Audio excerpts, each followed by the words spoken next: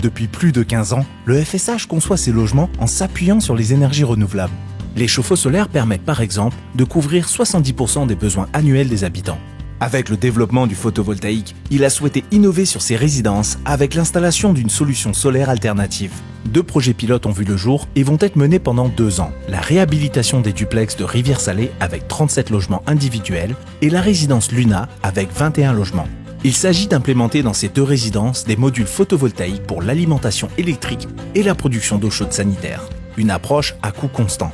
L'objectif, voir si, à l'usage du locataire, cette nouvelle solution dégage un bénéfice. On a voulu réaliser une certaine innovation sur ces 37 duplex. On a remplacé les chauffe-eau solaires qu'on met habituellement dans nos logements par l'association de cumulus et de panneaux photovoltaïques. Donc l'objectif à travers ça, c'est de remplacer un appareil qui ne produisait que de l'eau chaude par une installation qui, en produisant de l'électricité en premier lieu, va permettre d'alimenter un cumulus électrique et également d'autres appareils au sein du logement. De la même façon, les panneaux photovoltaïques ont également un surplus de production qui est vendu au réseau au profit du locataire. Alors, ce type d'innovation s'inscrit complètement dans la dynamique du FSH puisqu'il est l'objet de cette innovation, c'est de faire réaliser des économies à nos locataires et également des économies sur l'entretien futur des logements. Alors ce projet, c'est une opération pilote pour nous, c'est-à-dire qu'on va aller valider l'atteinte de nos objectifs en effectuant des mesures dans les logements. Donc on s'est associé avec IoT, une entreprise qui installe des objets connectés capables de remonter des mesures diverses et variées.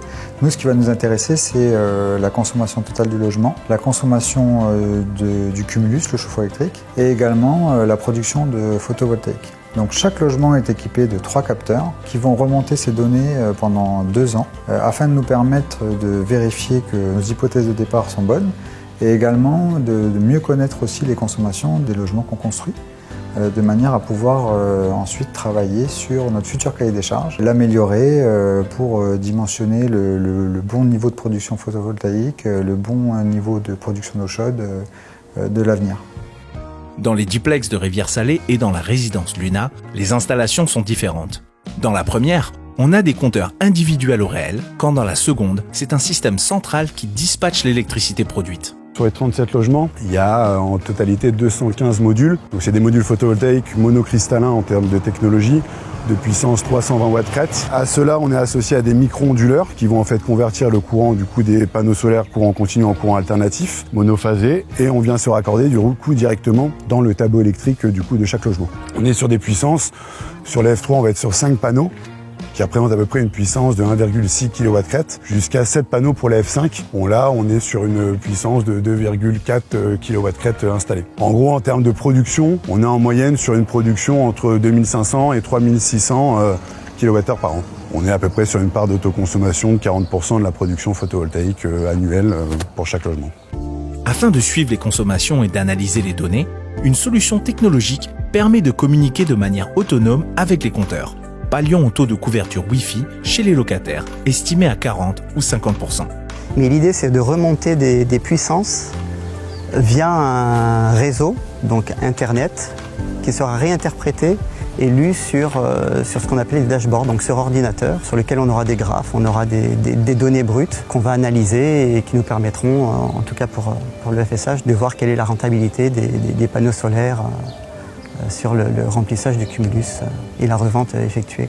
Donc ici, en l'occurrence, on a installé dans chaque logement 2 pulses. Donc ce qu'on appelle des pulses, c'est ces petits modules qui sont connectés à la puissance des compteurs. Donc en l'occurrence, il y a la consommation totale du logement, la consommation du cumulus et la production des panneaux solaires. Donc ces 3 valeurs, nos petits objets vont les récupérer sur des trames qui ont 5 minutes d'écart. Donc ce qu'on appelle des trames, c'est le moment où les données vont être récupérées. Et toutes les 5 minutes, donc ces données sont envoyées via une antenne qui est à peu près à 300 mètres d'ici. On récupère les données et on les envoie sur Internet pour le FSH. Ça permet de récupérer toutes ces données, de les analyser et de pouvoir les traiter comme ils le veulent.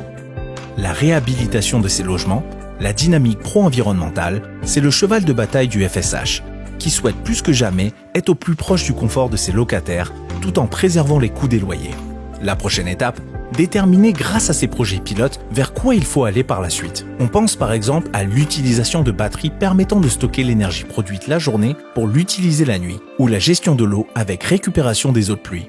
Un bel avenir pour l'habitat de demain.